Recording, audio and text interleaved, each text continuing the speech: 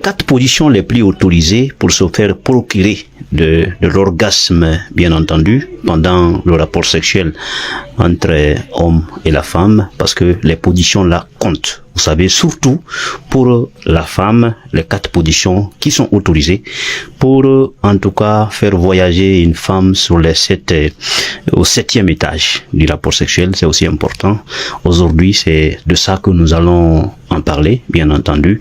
La première position qu'on appelle la position de la lèvrette, parce qu'en ce moment, c'est une question fondamentale. La deuxième position, nous allons parler de la position cavalière. La position cavalière aussi qui a une connotation particulière.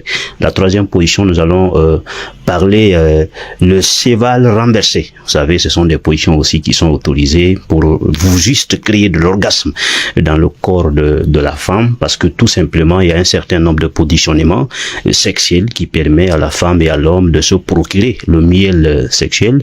Quatrième position, nous allons parler de la cuillère, la position de appelée la cuillère, bien entendu. Donc aujourd'hui, nous allons parler de ça. Qu'est-ce qu'on appelle la position, en tout cas la lèvrette? Quelle est l'utilité de cette position dans le rapport sexuel et quel est l'emplacement de la femme? Vous savez, plus souvent, quand la femme, c'est qu'on appelle la position à 4 pattes. Plus souvent, la femme doit se mettre à 4 pattes, un peu courbée. Pourquoi? Parce que ça va permettre à l'homme de bien pénétrer la partie vaginale, parce que dans le vagin, on a 2 éléments qui sont plus importants. Le premier élément est ce qu'on appelle le clitoris. Je vous ai dit que le clitoris a 10 000 terminaisons nerveuses. Le clitoris a pour mission de sécréter et de déterminer toute la sensation, voilà, sexuelle à l'endroit de la femme par rapport à son orgasme, bien entendu. Mais à partir de ce clitoris-là, deuxième élément, c'est ce qu'on appelle la vulve. Parce que quand la femme est courbée, le clitoris et la vulve vont resserrer le pénis pendant la pénétration. Vous imaginez quand on met, bon, un homme pénètre une femme, qui laisse comme ça le pénis dans le vagin, tant que le pénis ne bouge pas, ça ne dégage pas trop la sensation. Pourquoi? Et la femme, parce qu'au fur et à mesure que le pénis va et vient, parce que le fait que la vulve et le clitoris vont resserrer le pénis, pendant le mouvement de va-et-vient, le pénis va frotter.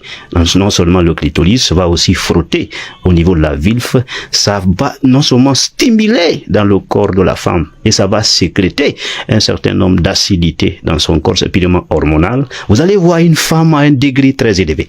Et ce sont des positions qui peuvent transformer une femme en une femme fontaine.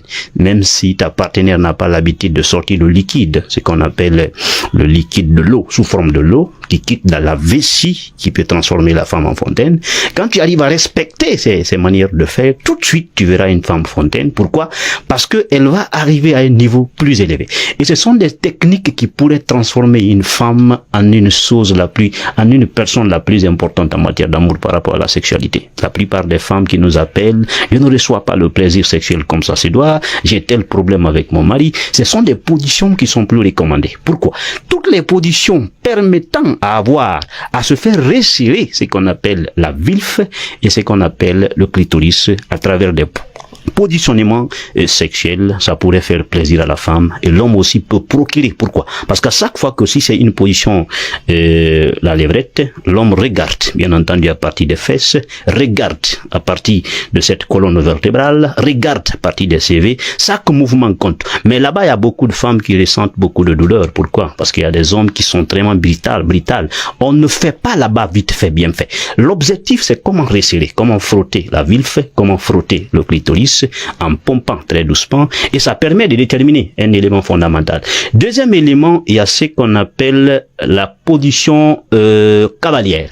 Position cavalière, la plupart des femmes n'aiment pas utiliser ça, alors que ce sont des positions qui procurent le plaisir. C'est le miel dans un sac d'or, et qui permet à la marmite de transporter une sensation sexuelle sur le cerveau de la femme et sur le cerveau de l'homme. La position qu'on appelle la position de la cavalière, la femme est assise sur le pénis. La femme est assise sur le pénis. Vous savez, là-bas, quelle est l'utilité de cette position? La cavalière, quand la femme est assise sur le pénis, fait face à l'homme, le clitoris et la vulve vont se resserrer. À chaque mouvement que l'homme va faire, en montant, et ben là, à partir, parce qu'en ce moment, la femme est assise, va et vient, d'accord, qui se multiplient, les deux choses vont se resserrer encore sur le pénis, et ça provoque un certain degré de sensation sexuelle plus fondamentale. fondamentale. Donc, pourquoi c'est aussi important, cette position aussi est très autorisée. Et c'est même recommandé à une femme. Mais la plupart des femmes en Afrique, par exemple, n'aiment pas ces positions.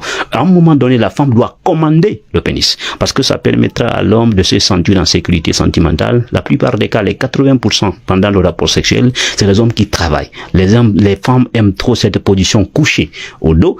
C'est pas ça. C'est loin. Ça ne procure pas beaucoup. Je suis d'accord que chaque femme a son langage sexuel par rapport au fantasme et à l'orgasme. Et chaque homme aussi a son langage.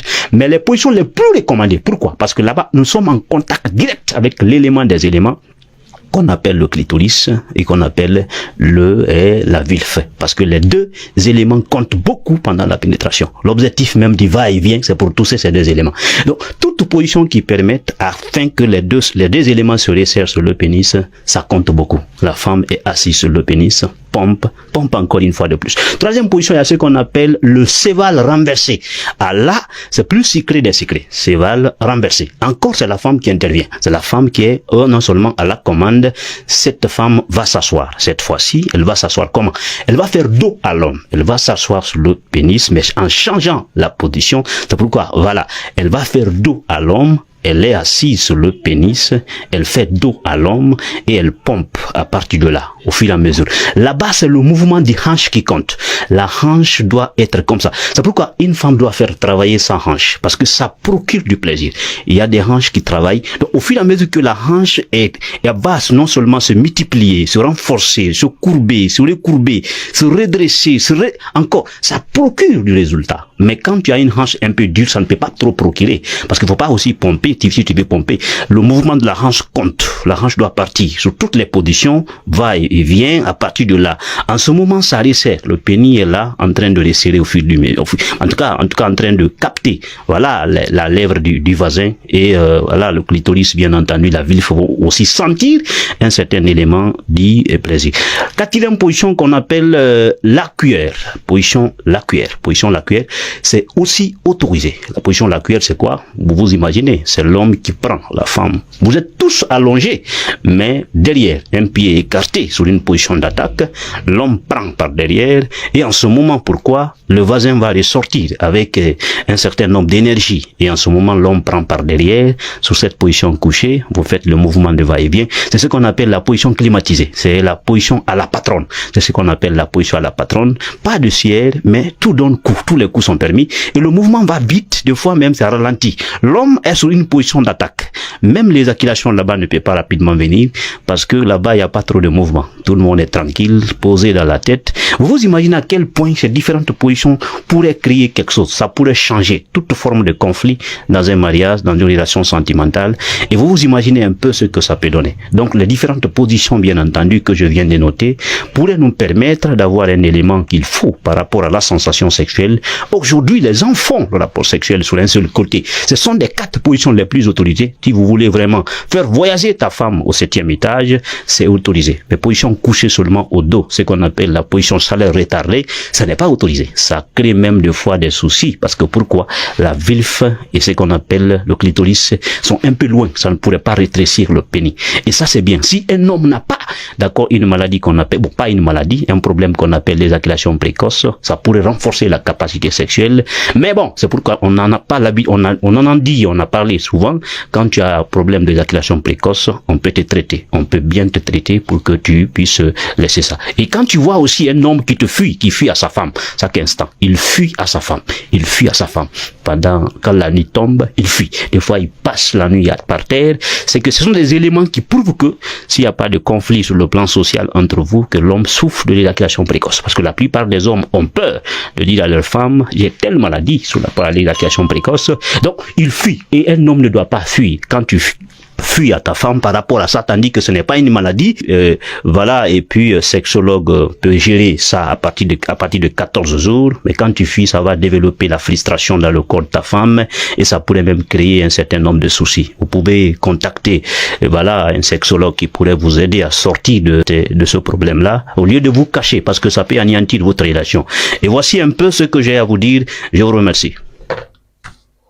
Encore les éjaculateurs précoces. Je vous ai toujours dit que, mais Mathieu, si tu es éjaculateur précoce, la pire erreur de faire, c'est de fuir ta femme, de fuir ton épouse. Sauf si vraiment cette dernière peut-être te frustre. en plus du fait que tu as ce problème, elle ne t'accompagne pas, au contraire, elle te frustre. Là, je peux comprendre que, ok, tu peux fuir ta femme par rapport à ça. Mais si ta femme compatit par rapport à ton problème, trouvez ensemble une solution. Trouvez ensemble une solution. Trouvez déjà même premièrement la cause de votre éjaculation précoce. Qu'est-ce qui cause cela? Il y en a ici d'ailleurs, vous allez voir, on va tout faire. Ils vont suivre même des coachs, ils vont même prendre des traitements, mais ça ne va pas résoudre le problème. Pourquoi? Parce que ils ont eu à faire quelque chose qu'on les a maudits avec. On les a maudits avec. Par exemple, tu couches la femme de quelqu'un que tu ne connais pas. Tu ne sais pas qui elle est. Tu peux voir une femme, oui, elle est belle, tout et tout, mais c'est une femme mariée. Elle ne te dit pas. Te voilà qu'il y a dedans. À peine rencontré une femme, tu es là dedans. Tu ne connais pas ses origines. Tu ne connais pas d'où elle vient. Tu ne connais pas d'où. Tout ce qui t'intéresse, c'est entrer à l'intérieur. Vous allez voir la majorité des hommes qui réussissent dans leur vie. Ce sont les hommes qui évitent les coups d'un soir. Les coups d'un soir, c'est comme une malédiction. Que tu sors comme tu sors de chez toi. Par exemple, aujourd'hui que je fais cette vidéo, on est samedi. Tu dis que bon, aujourd'hui c'est samedi, je vais pas aller me détendre. Tu sors là, tu arrives, tu vois une conquête là, une fille, elle est bien sexy, elle est bien belle là, bien bombée. Et puis tu dis, tu vas manger ça. Et comme tu as dit là, tu te bases jusqu'à ce que le même soir, tu as mis la fille dans ton lit. C'est pas bon. Tu ne connais pas qui elle est. Si c'est un fantôme, tu as déjà pris. Si c'est une prostituée même, tu as déjà pris. Si c'est la femme de quelqu'un, tu as déjà pris. Si c'est même une femme qui fait les remèdes, tu as déjà pris. Tu n'as pas pris le temps d'étudier où est-ce que tu veux entrer. Hein, pas bien. Donc parfois, votre problème d'éjaculation précoce peut prévenir de quelque chose que vous avez eu à faire dans le passé et qui est en train de vous rattraper. Il y a d'autres même qui vont me contacter. Ils vont me dire, mais non, j'ai un problème d'éjaculation précoce, je ne sais pas comment faire et tout. Je demande, est-ce que tu as l'habitude de regarder les films pour adultes? Je dis que oui, mais est-ce que c'est ça, est-ce que ça dérange? Je dis que, mais comment est-ce que tu peux regarder les films pour adultes et te plaindre que tu as l'éjaculation précoce? Est-ce que vous savez que le fait que vous regardez le film pour adultes, ça accélère le cerveau? Ça accélère le cerveau. Il y en a même qui regardent, ils veulent seulement regarder l'action. Tellement regarder l'action que 2 minutes en regardant le film, il a déjà versé. Si déjà avec le film, tu fais 2 minutes, tu verses. Imagine quand tu seras face à une femme, tu ne vas même pas faire 1 minute. Ça va se verser très rapidement. Et puis tu vas commencer à te plaindre. Donc arrête déjà de regarder les films pour adultes. Et si tu as besoin d'une aide spéciale, n'hésite pas à me contacter sur le numéro qui affiche sur le bas de l'écran. Je fais des accompagnements pour ceux qui ont ce problème-là, qui aimeraient arrêter de regarder les films pour adultes. Je fais cet accompagnement-là, mais c'est pas gratuit. Maintenant, si tu as un problème d'éjaculation précoce, de reprise longue, d'érection molle, et que ton problème survient peut-être à une maladie, ça veut dire que tu avais peut-être le diabète, l'hypertension, les médicaments qu'on t'a donnés à l'hôpital. En prenant ces médicaments-là, ça a affecté ta libido. Crois-moi, tant que tu continues à prendre ces médicaments, tu auras une baisse de libido. Tu auras une baisse de libido. Ça, c'est clair. Surtout le diabète. Surtout le diabète. Ça a été prouvé scientifiquement. Ça a été prouvé scientifiquement. Tous ceux qui consomment les produits pour le diabète ont un problème de libido. Ils ne bandent plus bien. Tu ne peux plus bien bander quand tu te soignes pour le diabète. C'est soit tu te soignes, soit tu bandes. Tu dois faire le choix. Sinon, quand tu as ce problème-là, beaucoup de chances pour que tu puisses retrouver ta libido. Beaucoup de chances. Mais je vous recommande de prendre souvent la cannelle. Buvez la cannelle matin et soir. Je pense que si je ne me trompe pas, je vais mettre l'image de la cannelle pour que vous essayez de voir. Buvez, faites-moi la tisane de la cannelle, vous buvez. Ça va vous aider à nettoyer votre organisme, réduire le taux de sucre dans le sang. Mangez également bio. Mangez bio. Quand tu as une maladie, ce que je recommande, c'est de faire les recherches par rapport à ton cas. Tu peux pas dire que ouais, j'ai un problème d'hypertension, ouais, j'ai un problème de diabète, et toi, tu ne fais pas les recherches par rapport à ta maladie. Moi, si j'ai seulement un bouton sur mon visage, je vais commencer à faire les recherches. Pour ce bouton, je fais comment? Je fais comment? Et je vais trouver la solution. Donc, pour ceux qui aimeraient commander mes produits que je mets à disposition, peu importe le pays où vous êtes, je livre partout. Contactez le numéro qui affiche sur le bas de l'écran. C'est Miss Nance. Donc, vous m'écrivez et vous expliquez votre problème. Si c'est un problème d'accompagnement que vous voulez, vous aurez un programme d'accompagnement. Si c'est plutôt les produits que vous voulez, dites-moi que vous êtes là pour les produits. Partagez cette vidéo massivement. Je ne veux pas que la vidéo soit trop longue, donc on va couper ici. C'était Miss Nance. Bye bye. Surtout, dites-moi en commentaire si vous avez regardé la vidéo jusqu'à la fin, depuis quel pays vous regardez cette vidéo. Bye bye.